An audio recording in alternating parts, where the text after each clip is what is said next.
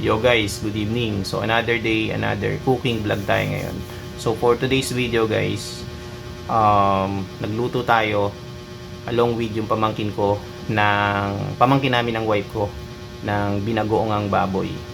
So mapapanood nyo rito guys sa video ko paano niluto ng pamangkin namin ng wife ko yung binagoongang baboy. Step by step to guys. So voice over ko na lang siya para at least tawag doon, malaman nyo kung paano siya niluluto from start to finish. So hindi ko na guys papahabain itong message ko kasi yung video na yun is like 9 minutes plus.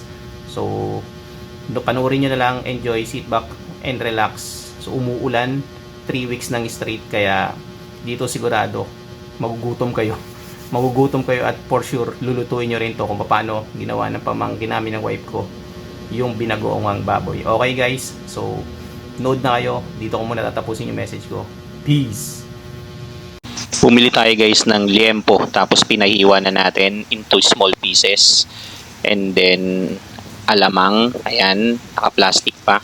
So yung tingi-tingi lang yun, 3 pirasong siling green na pangsigang. And also meron din tayong siling pula, yung maliliit. So kailangan yan guys. And then, syempre, yung gata, Coco Mama, shout out. Yan. So, ready-made na gata na. And then also, sibuyas. Ayan, 1 pirasong sibuyas. And then, bawang. So, kailangan din yung bawang.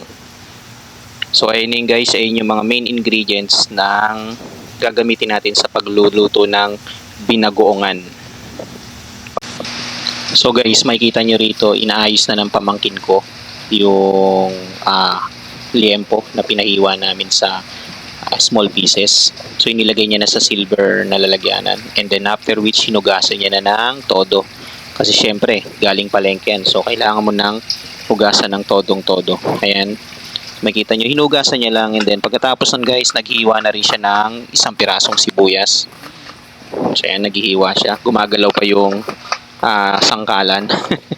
So ayan, hiwa lang siya guys ng sibuyas. Ayan, yung 1 buong pirasong sibuyas hiniwa niya na. And then pagkatapos nun, tutod naman siya ng bawang. So ayan, binabalatan niya na yung yung bawang.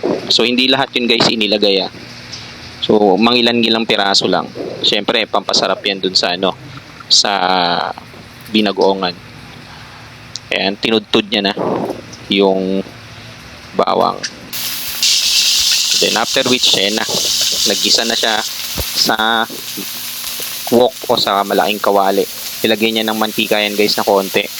And then ginisa niya muna yung liempo para maglumabas yung yung mantika niya. So yan, gisa-gisa lang siya guys. Ginagawa niya, ginigisa niya lang, and then para mag-turn siya ng golden brown. So hintayin natin siya mag-turn ng golden brown yan. So, ngayon lang uli nagluto yung pamangkin namin ng ulam.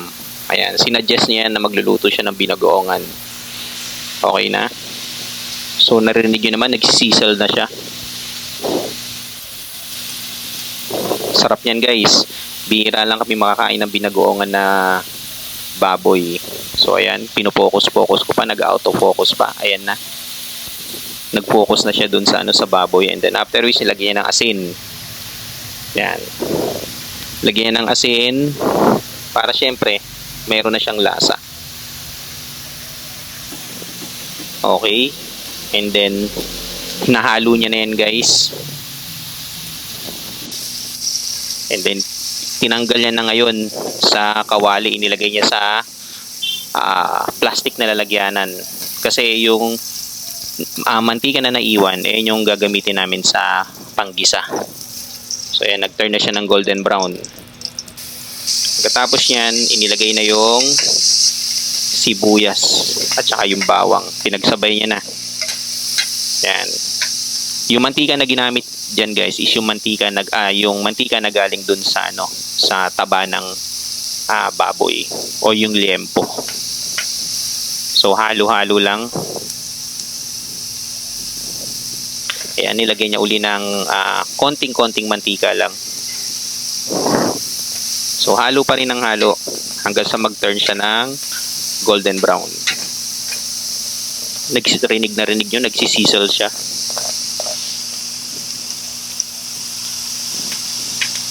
So pagkatapos niyang haluin, ayan.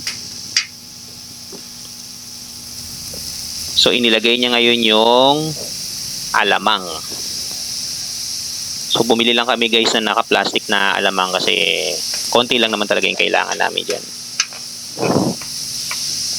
So pagkalagay niya ng alamang, hinalo-halo niya uli para magsama-sama na yung bawang, sibuyas, tsaka yung alamang.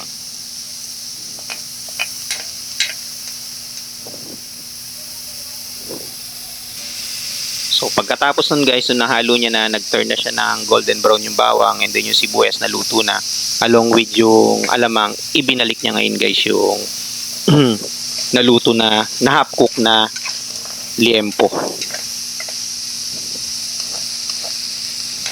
So para sumama yung lasa at saka yung aroma nung bawang, sibuyas at saka nung alamang dun sa baboy o sa karning ng baboy na liempo. Katapos nun guys, nilagay niya ng tubig. Konting tubig lang guys yung nilagay niya dyan.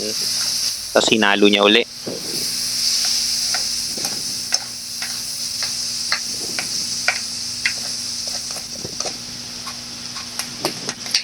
Halo lang ng halo guys. So ayan yung ano niyan, yan yung purpose niyan para lumambot agad yung ano, yung baboy. Kailangan mo siyang ano, haluin lang ng haluin.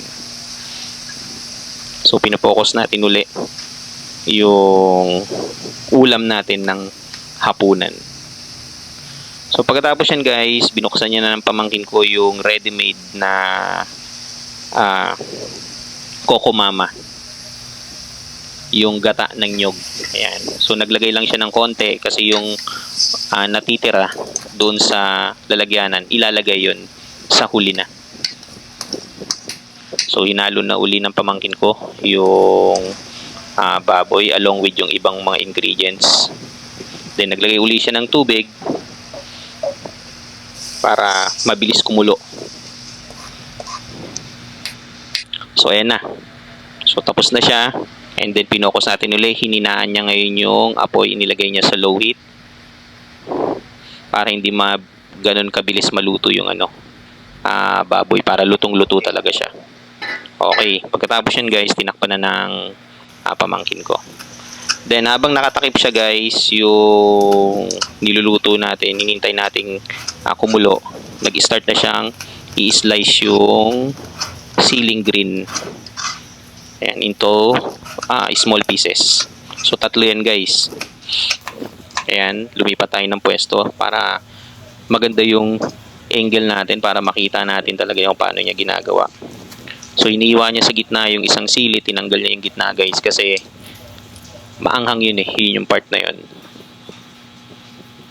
So hiniwa niya na rin guys yung siling labuyo. Ayan. So hiwa lang ng hiwa yan guys ng maliliit. So ilalagay niya yan guys lahat dun sa niluluto nating ano, or niluluto niyang binagoongan na liempo or karning baboy. Nung natapos na siya guys, na hiwain niyang 3 pirasong siling labuyo at 3 pirasong siling green na pansigang, binuksan niya na uli guys yung takip ng kawali. Tapos nag-start na siya uling haluin yung niluluto niyang binagoongan. Ngayong ano na siya guys, konti na lang siya yung tubig niya tsaka yung sabaw niya kasi malapit na siyang lumambot.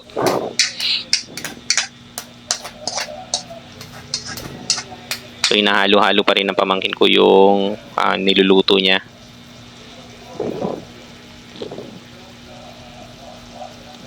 So pinokus uli natin yung camera natin para syempre makita natin. And then pagkatapos nun, tinakpan uli ng mga ilang minutes lang. Kasi nga para maluto siya ng todo-todo. Then naghintay tayo ng 5 minutes, ayan, tintusok niya na ng tinidor kung malambot na yung baboy. Nung kulong-kulo na siya, kita nyo naman kumukulo na siya. That's the time na nilagay niya na yung siling labuyo at saka siling green. Pero hindi naman siya ganun ka grabing anghang kasi hindi tayo panatik ng sobrang anghang eh. So nilimitahan niya lang yung paglagay ng siling labuyo, kaya 3 piraso lang yung hiniwa niya. So ayan na yung finished product guys nung binagoongang baboy. Ayan.